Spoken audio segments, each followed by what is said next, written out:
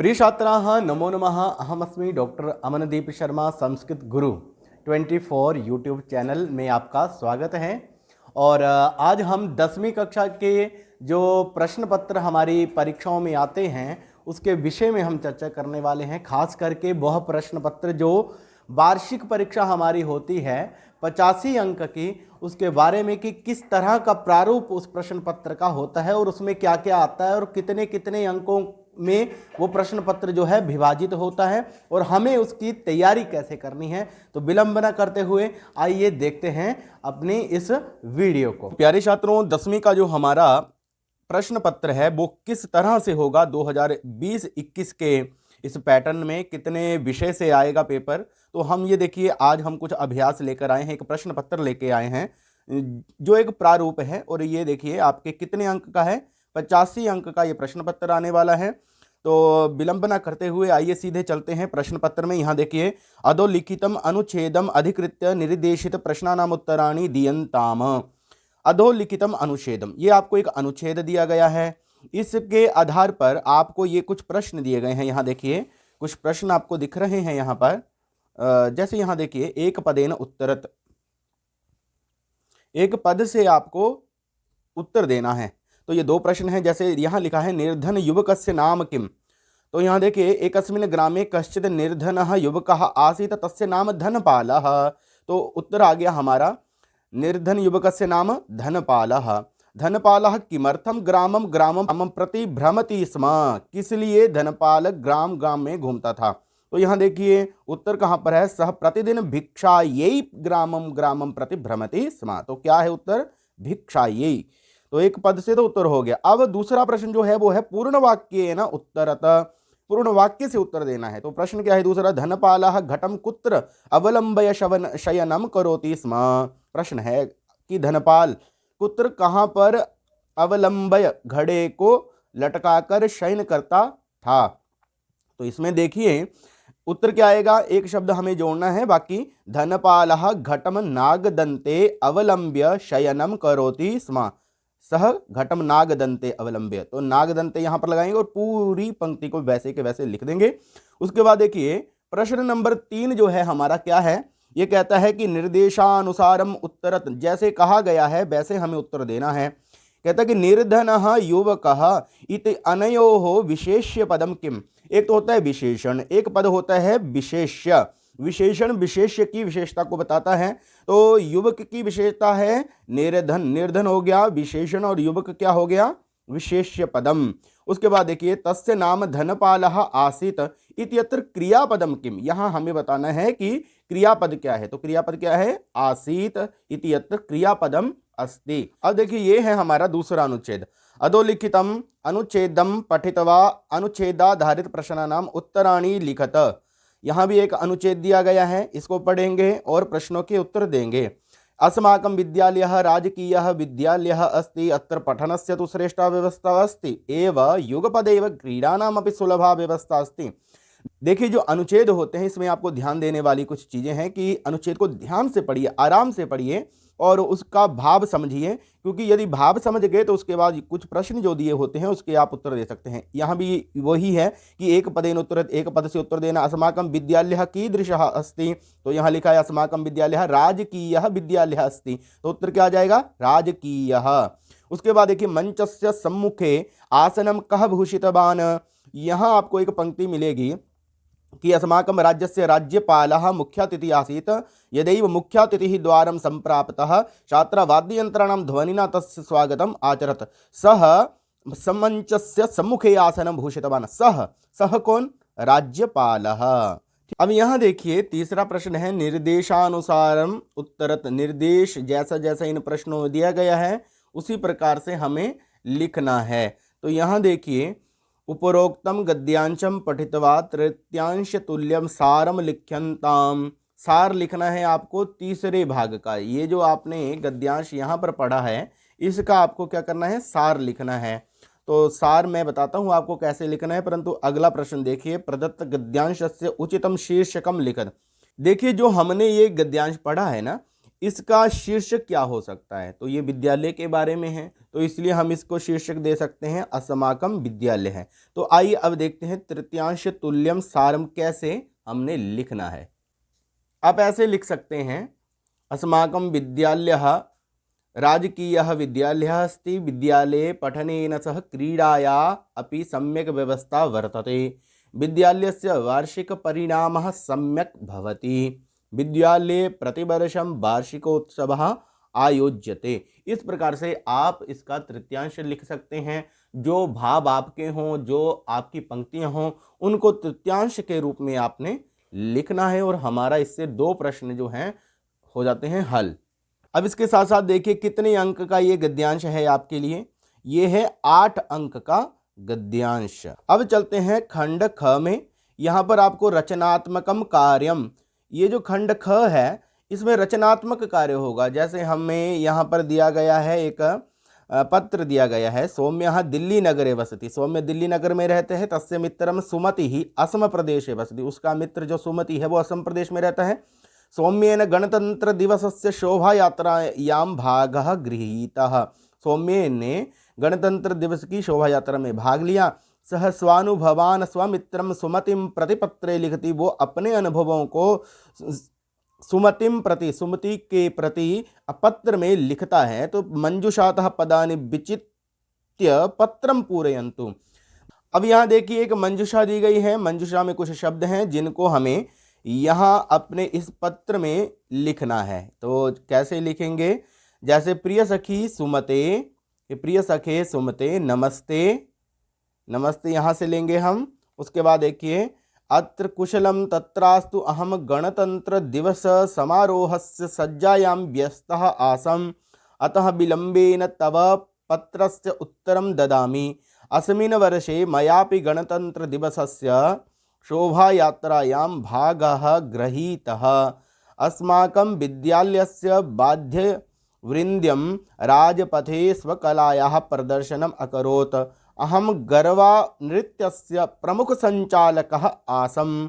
छात्राणां राष्ट्रगानस्य ओजस्वी ध्वनिः राजपथं गुंजितम् अकरोत्। स्वराष्ट्रस्य सैन्यबलानां पराक्रम प्रदर्शनानि, विचित्रवर्णानि परिदृश्यानि, लोकनृत्यानि च दृष्ट्वा अहं गौरवान्वितः अस्मि।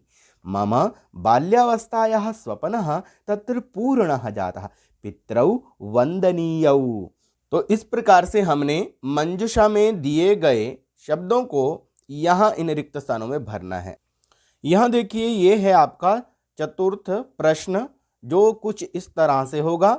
मंजुषा दी गई होगी, उसमें कुछ शब्द होंगे, उनको आपको इस तरह से रिक्त स्थानों में भरना है। तो ये एक संवाद है। तो सुरभि तब नाम, यहाँ देखिए किम प्रश्नवाचक है, तो क्या है प्रश्नवाचक? यहाँ पर किम शब्द है, तो किम। गौरवः, गौरव कहता है मम नाम गौरवः, तब नाम किम। सुरभि फिर कहती है मम नाम सुरभि, सुरभि। फिर देखिए सुरभि क्या कहती है? गौरव त्वम किम करोषि, तुम क्या करते हो? गौरवः सुरभे अहम पठामि, मैं पढ़ता हूँ। त्वम किम करोषि, तुम क्या करते हो? सुरभि कहती है अहम अपि पठामि। गौरवः सुरभे किम त्वम गायसि, सुरभि कहती आम अहम गायामि नृत्यामि च। गौरवः आम अहमपि गायामि परम अहम न नृत्यामि। सुरभिः अधुना अहम गच्छामि। तो ये चतुर्थ अभ्यास, चतुर्थ प्रश्न हमारा हो गया है। अब देखिए हमारा 5वां प्रश्न कैसा होगा। 5वें प्रश्न में आपको एक विषय इसमें से चुनना है। 3 विषय जैसे यहाँ पर दिए गए हैं, उनमें से एक विषय लेकर उसके ऊपर आपको पंचवाक्यानि लिखत, 5 वाक्य लिखने हैं। तो मैं आपको बताता हूँ कि किस तरह से हमने लिखना है। तो हम लेते हैं मम विद्यालयः। तो यदि हमें लिखना है मम विद्यालयः तो कैसे लिखेंगे? मम विद्यालयस्य नाम, राजकीय या जो भी होगा आपके विद्यालय का नाम वो लिखें, अस्ति। अयम विद्यालयः, जहाँ भी है नगर में है तो नगरे, ग्राम में है तो ग्रामे अस्ति। उसके बाद देखिए तीसरी पंक्ति लिखेंगे मम विद्यालये खालिस्तान अध्यापकाः सन्ति। खाली स्थान में क्या लिखेंगे आप, जो भी संख्या होगी, 10 होंगे, 20 होंगे, 25 होंगे, तो उनको आप संख्याओं में भी लिख सकते हैं और संस्कृत संख्या में भी लिख सकते हैं। मम विद्यालये खाली स्थान प्रकोष्ठाः सन्ति, तो खाली स्थान में भी वैसे ही यहाँ पर जो भी संख्या आपके विद्यालय में प्रकोष्ठों की होगी, कक्षों की होगी, कक्षाओं की होगी, वो लिख सकते हैं। कमरे कितने हैं, मम विद्यालये पुस्तकालयः अस्ति, पुस्तकालय है आपके विद्यालय में, तो लिखिए पुस्तकालयः अस्ति। उसके बाद यहाँ और भी शब्द आप जोड़ सकते हैं और भी पंक्तियाँ बढ़ा सकते हैं, जैसे मम विद्यालय क्रीडांगणः अस्ति, मम विद्यालय वाटिका अस्ति, मम विद्यालय भोजनालयः अस्ति, मम विद्यालय उत्तम जल व्यवस्था अस्ति। इस तरह से लिख सकते हैं आप मम विद्यालय है। यदि आपको पर्यावरण विषय पे लिखना है तो उसके लिए भी कुछ पंक्तियां मैं आपको बता रहा हूं कैसे लिख सकते हैं। परितः आवरणम पर्यावरणम भवति, कि जो परितः चारों ओर फैला हुआ जो आवरण है वो क्या कहलाता है, पर्यावरणम भवति। पर्यावरणम स्वच्छम कर्तुम प्रयासः करणीयः, पर्यावरण को स्वच्छ करने के लिए प्रयास करना चाहिए। पर्यावरणस्य संरक्षणम करणीयम, पर्यावरण का संरक्षण करना चाहिए। प्लास्टिक वस्तूनि पर्यावरण प्रदूषयन्ति, प्लास्टिक की वस्तुएं पर्यावरण को प्रदूषित करती हैं। पर्यावरण संरक्षणाय वृक्षारोपणम करणीयम, पर्यावरण के संरक्षण के लिए क्या करना चाहिए, वृक्षारोपणम करणीयम। तो हमारी ये 5 पंक्तियां पर्यावरण से संबंधित हो गई। उसके बाद एक और विषय है आपके लिए, वो है मम प्रिय नेता, तो नेता के विषय में भी आप लिख सकते हैं। प्यारे छात्रों, 5 प्रश्नों को करने के बाद उसके बाद खंड ग प्रारंभ हो जाता है। ये इसमें क्या है, अनुप्रयुक्त व्याकरणम, व्याकरण के विषय इसमें रहेंगे। तो सबसे पहले छठे प्रश्न को देखते हैं। इसमें आपको संधि करनी है या संधि विच्छेद करना है, ये 3 नंबर का आपको आएगा। तो यहाँ देखिए, मनोरथः, मनस धनरथः, यहाँ पर मनसः लिखा गया है परंतु क्या बोलना है, मनस। बागीशः, बाक धन ईशः, ये इसमें आपको 3 करने हैं कोई। परोपकारः, पर धन उपकारः। गिरीशः, यहाँ देखिए दीर्घ संधि है तो बना गिरी धन ईशः। उसके बाद देखिए कश्चित, यहाँ देखिए कह चित को हो गया कश्चित, सच्चित सच्चित बन जाएगा। तो ये 3 नंबर आपके हो गए। उसके बाद देखते हैं 7वां प्रश्न। 7वां प्रश्न क्या है, इसमें चतुर्णाम पदानाम, 4 पदों का समासम अधिकृत्य समस्त पदम करना है। समस्त पद भी जहां कहा गया वहां समस्त पद करिए, जहां विग्रह करना है वहां विग्रह करिए। जैसे देखिए यहां पर क्या है, यस्य अस्ति, अविद्या को यदि हम इसको विग्रह करें तो हो जाता है न विद्या अविद्या। यस्य अस्ति न विद्या सह मूर्खः, पंचवटी दिया है तो ये द्विगु समास में बनता है। इसमें क्या बनता है, पंचानाम बटीनाम समाहारः शीतला अस्ति, ऐसे लिखेंगे। उसके बाद देखिए रामः, अनुमृगम है, अनुमृग को विग्रह कर देंगे तो हो जाएगा मृगस्य पश्चात, रामः मृगस्य पश्चात धावति, पीछे दौड़ते हैं। उसके बाद देखिए वस्त्रेण पूतम, वस्त्रपूतम समास हो जाता है वस्त्रपूतम, तो वस्त्रपूतम जलम पिब। यहाँ देखिए रामः च लक्ष्मणः च, इसको द्वंद्व समास हो जाता है और ये बन जाता है राम लक्ष्मणौ वनम अगच्छताम। ठीक है। उसके बाद देखिए दश आननानि यस्य सह, बहुब्रीहि समास में बन जाता है दशाननः, 10 हैं आनन जिसके, दशाननः लंकायाम अवसत। प्यारे छात्रों, अब देखते हैं हमारा 8वां प्रश्न। अधोलिखितेषु वाक्येषु पंचवाक्यानां प्रकृति प्रत्यम पृथक पृथक सम्मेल्य व लिखत। देखिए यहाँ पर आपको 5 करने हैं इनमें से कोई, और उसमें क्या करना है, प्रकृति को और उसका जो प्रत्यय है उसको अलग करना है, और कहीं पर आपको बोला होगा कि इसे मिलाइए। तो जैसे यहाँ देखिए क है, सह समाचार पत्रम पठ धनकत्वा, क्या बना, पठित्वा हसति। यहाँ देखिए श्रीमत और ङीप प्रत्यय है तो श्रीमत से बन जाता है ङीप होने पर श्रीमती रमा दीपम प्रज्वाल्यति। बद धन तब्यत बन जाता है त्वया असत्यम न वक्तव्यम। उसके बाद देखिए धर्म धमठक प्रत्यय है, और अत्र धार्मिकः, धर्म से बन जाता है धार्मिकः उत्सवः अस्ति।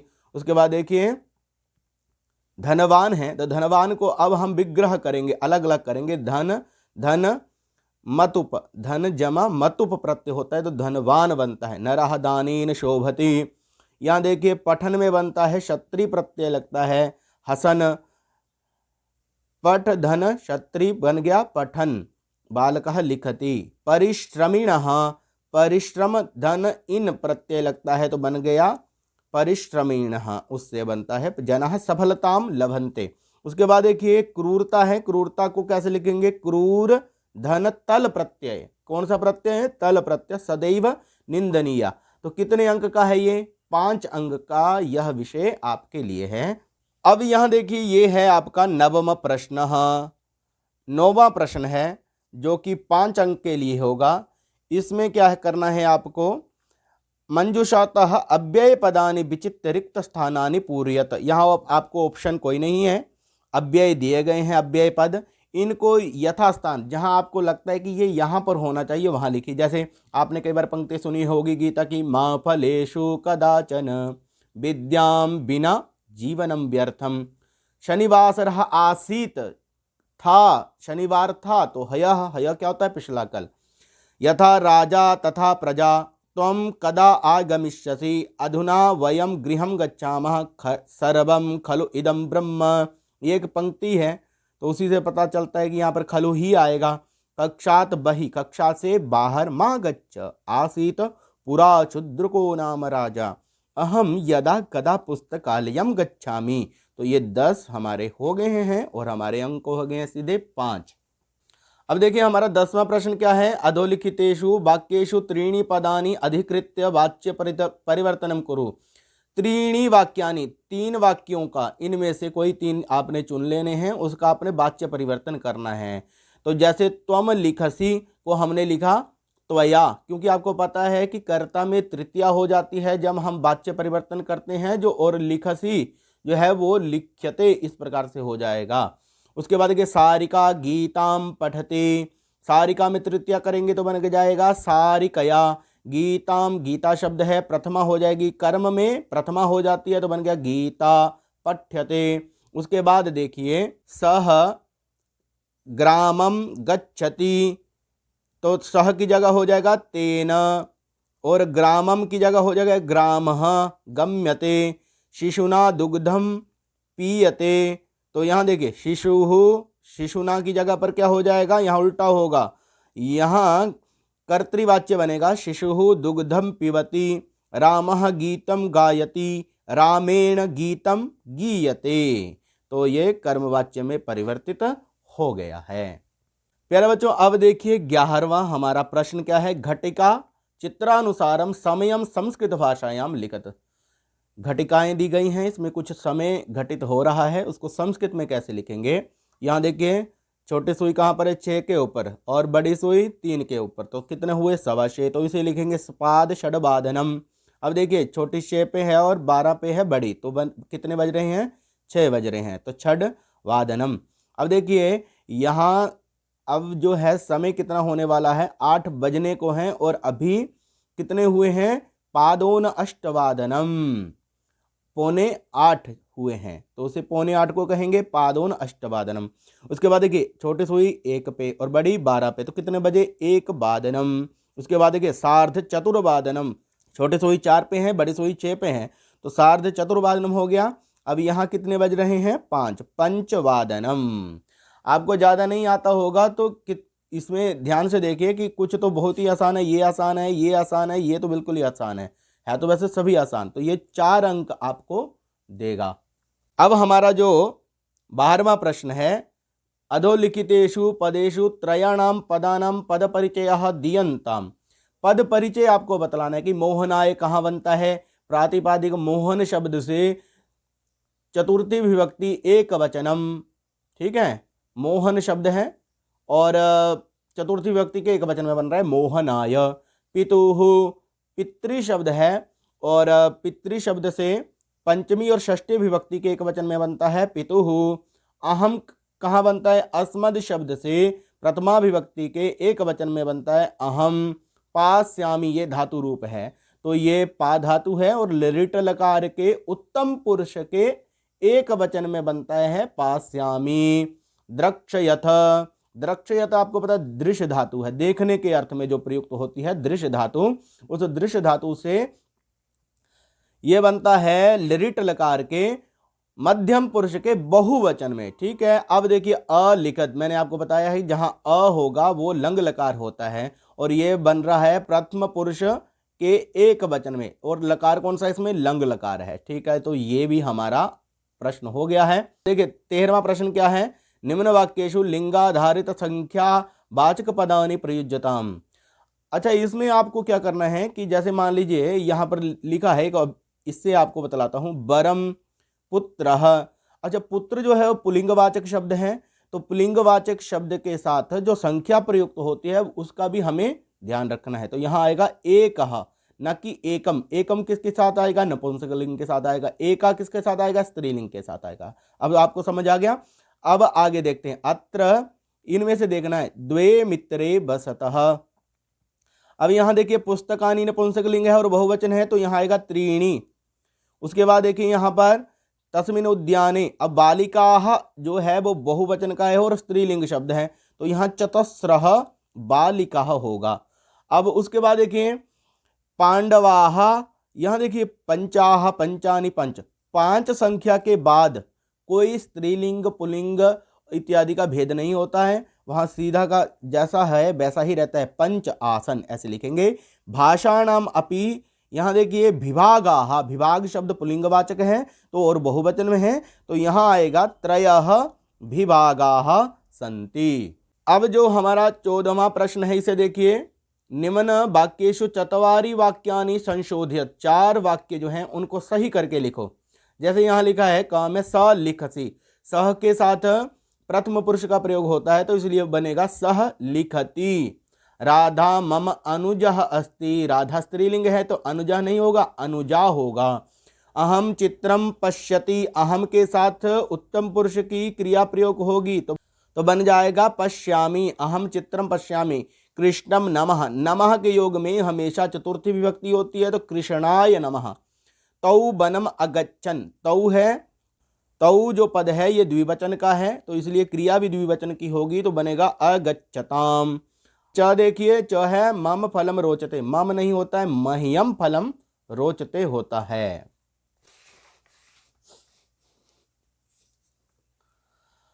अब आइए देखते हैं 15वां प्रश्न क्या होगा। ये है पठित अवबोधनम। आपकी पाठ्य पुस्तक से आपको किसी पाठ का ये आपको गद्यांश आएगा, उस गद्यांश को आपको ध्यान से पढ़ना है, आपको प्रश्नों के उत्तर देने हैं। जैसे यहां देखिए क्या लिखा है, एक पदेन उत्तरत, वही प्रकरण है उसी तरह से। देवलाख्य कह अस्ति, तो यहां आप पढ़ेंगे कि ग्रामः अस्ति। उसके बाद राजपुत्र से नाम, जो राजपुत्र था उसका नाम क्या था, राजसिंहः। पूर्व वाक्येन उत्तरत, अब पूर्ण वाक्य से उत्तर देना है। यहाँ देखिए बुद्धिमती कीदृशे मार्गे व्याघ्रम ददर्श, तो यहाँ एक पंक्ति है मार्गे गहन कानने, तो बुद्धिमती गहन कानने मार्गे व्याघ्रम ददर्श। अब तीसरा प्रश्न, निर्देशानुसार उत्तरत, जैसा कहा गया है वैसे आपको उत्तर देने। मार्गे गहन कानने इत्यत्र विशेषण पदम किम, तो विशेषण क्या है यहाँ पर, गहन कानने। कानन क्या होता है, जंगल, और जंगल कैसा है, गहन है, तो गहन क्या हुआ, इसका विशेषण हुआ। उसके बाद देखिए बुद्धिमान इत्यत्र स्त्रीलिंगे किम भवति, स्त्रीलिंग में क्या होगा, बुद्धिमती होगा। अब इसके आभाग को देखते हैं। अधोलिखितम पद्यांशम पठितवा यथा निर्देशम प्रश्नानाम उत्तरत, ये आपको पद्यांश दिया गया होगा, उसमें आपको प्रश्न यहाँ नीचे दिए गए होंगे, पद्यांश को पढ़िए और उत्तरों को दीजिए। तो यहाँ देखिए कीदृशिम वाचम न त्यजेत, यहाँ लिखा है कि धर्म प्रदाम, जो धर्म युक्त जो वाच होती है, वाणी होती है, उसे नहीं छोड़ना चाहिए। कीदृशिम वाचम न वदेत, और कैसी वाणी नहीं बोलनी चाहिए, परुषाम, जो कठोर वाणी हो उसे यो अभ्यु उदीरयेत, तो इसलिए कहा क्या गया, संकेत क्या दिया गया कि परशाम वाणी, जो परशाम मतलब कठोर वाणी उसे नहीं बोलना है। पूर्ण वाक्य उत्तरत, पूर्ण वाक्य से उत्तर देना है। अब विमूढ़ दीहि किम भुंक्ते, तो यहां देखिए अपक्वम भुंक्ते, कौन, विमूढ़ दीहि, तो उत्तर आएगा विमूढ़ दीहि अपक्वम फलम भुंक्ते, ये उत्तर हो जाएगा। अब देखिए तीसरा है निर्देशानुसारम उत्तरत, निर्देश जैसा दिया गया है आपको उसकी तरह से आपको उत्तर देना है। त्यक्तवा इत्यत्र प्रकृति प्रत्ययम पृथक कृतवा लिखित, प्रकृति और प्रत्यय को अलग करके लिखना है। त्यक्त्वा बनता है त्यज धन कत्वा बनता है त्यक्त्वा। पक्वम इत्यस्य पद से विलोम पद क्या होगा, तो होगा पक्वम का अपक्वम। ठीक है, अब आगे चलते हैं। अब देखिए हमारा जो 15वां प्रश्न है उसका ई भाग है। ई भाग में क्या होगा, कोई नाट्यांश की पाठ्य पुस्तक में कोई नाट्यांश जो होगा, नाटक होगा, उसके कुछ अंश होंगे, उनको आपको पढ़ना है। अब सीधे चलते हैं इसके प्रश्नों के ऊपर। यहाँ लिखा है यमलौ कोस्ता लव कुशौ। उसके बाद देखिए अत्र गुरु को अस्ति, इसमें गुरु कौन है, वाल्मीकि ही। पूर्ण वाक्य से उत्तर देना है। वाल्मीकि ही कुशलवयोः गुरु केन संबंधेन अस्ति। वाल्मीकि जो थे वो लव और कुश के गुरु कौन से संबंध से थे, तो क्या लिखेंगे, उपनयनोपदेशेन। ये आपको पंक्ति वहां पर मिलेगी। उसके बाद तीसरा प्रश्न जो होगा, निर्देशानुसारम उत्तरत निर्दिश्य। इसमें आपको बताना है कि इसमें प्रकृति और प्रत्यय कैसे अलग होंगे। तो यहाँ देखिए निर इसमें उपसर्ग है और दिश इसमें धातु है और ल्यप इसमें प्रत्यय है। ये हमने अलग करके आपको दिखा दिया है। संबंधेन इत्यस्य पद परिचयम कुरुत। संबंधेन कहाँ बनता है, ये संबंध शब्दात तृतीया विभक्ति के एक वचन में बनता है। अब 16वां प्रश्न देखिए हमारा क्या होगा। अधोलिखित गद्यांशयोः, दो गद्यांश दिए गए होंगे, उनमें से एक किसी एक का आपको हिंदी भाषा में अनुवाद करना है। तो ये आप देख लेंगे अपनी पाठ्य पुस्तक से और अनुवाद इसका कर लेंगे, इसकी तैयारी कर लेंगे।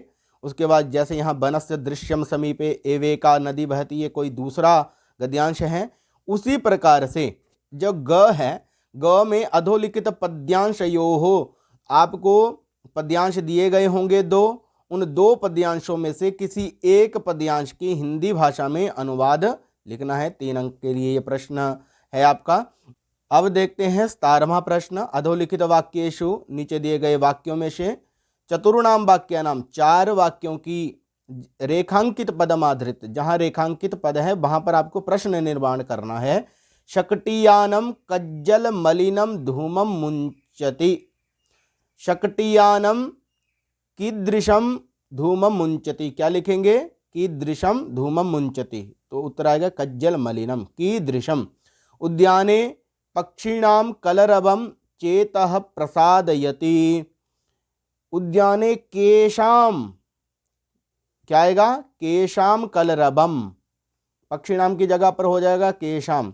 उसके बाद देखिए पाषाणी सभ्यतायाम लता तरुगुलमाः प्रस्तर तले पिष्ठाः सन्ति। पाषाणी सभ्यतायाम काः प्रस्तर तले पिष्ठाः सन्ति, काः। ठीक है।